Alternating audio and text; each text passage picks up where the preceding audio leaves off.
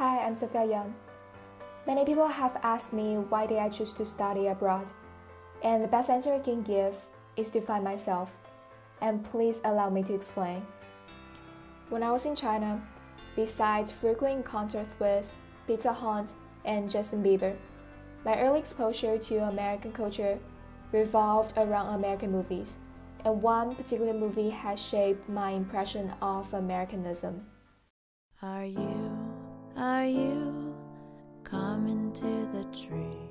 The Hunger Games feature a fictional nation where the protagonist, Katniss Everdeen, tries to discover her identity and responsibility. The emphasis on individuality in this movie is captivating and empowering.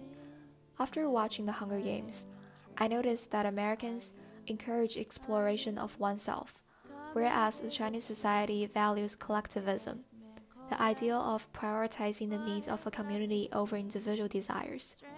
American movies raised my awareness of individualism, and the desire to explore my individuality eventually became one of the reasons that embarked my journey to the U.S. There exist some astonishing parallels between my journey and the journey of Huckleberry Finn. We both embarked our journey as we aspire to discover a greater meaning to our lives. During his journey, Huck quickly begins to reevaluate his Southern heritage.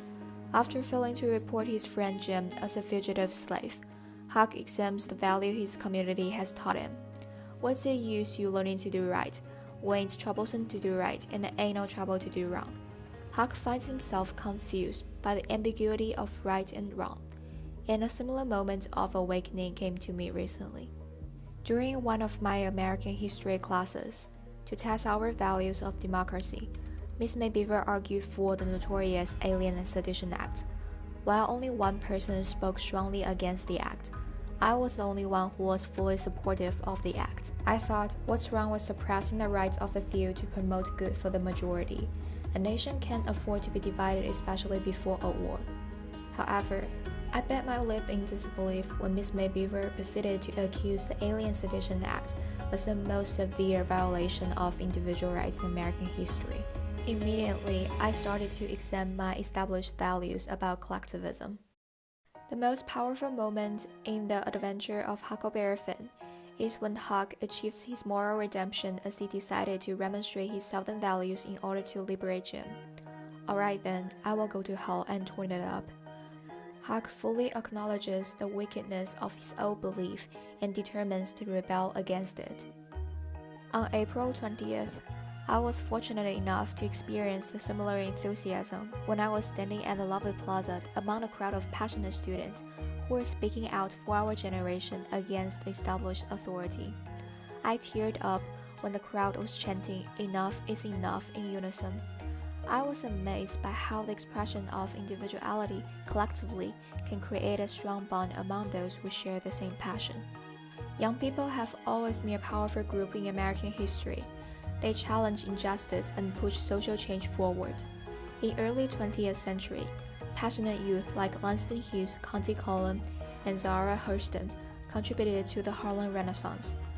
In 1960s, during the Civil Rights Movement, young African Americans led the Greensboro City movement protesting against racial segregation.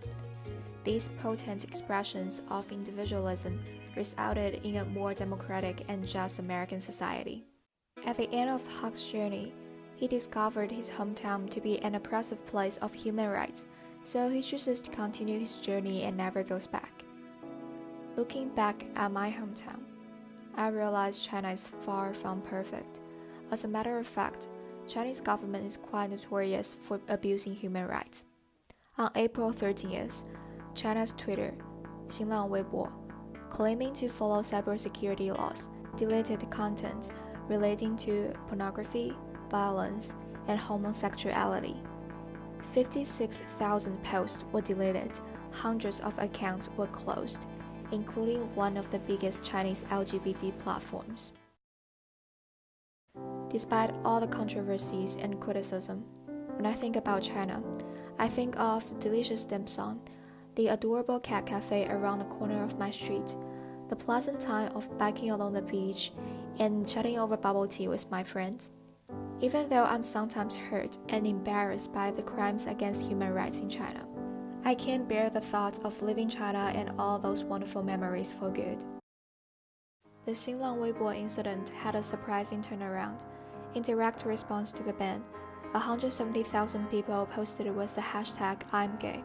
Protests took place in many major cities in China. On April 16th, 3 days after the ban on homosexuality content, Xinlang Weibo reversed the ban. This cyber victory in China convinced me that individualism is not only an American value, it is a universal ideal awaiting to be ignited. I think I found my individuality as I came to reconcile with my double consciousness and dual identity. The U.S. cultivates my belief in individualism and teaches me to detect injustice.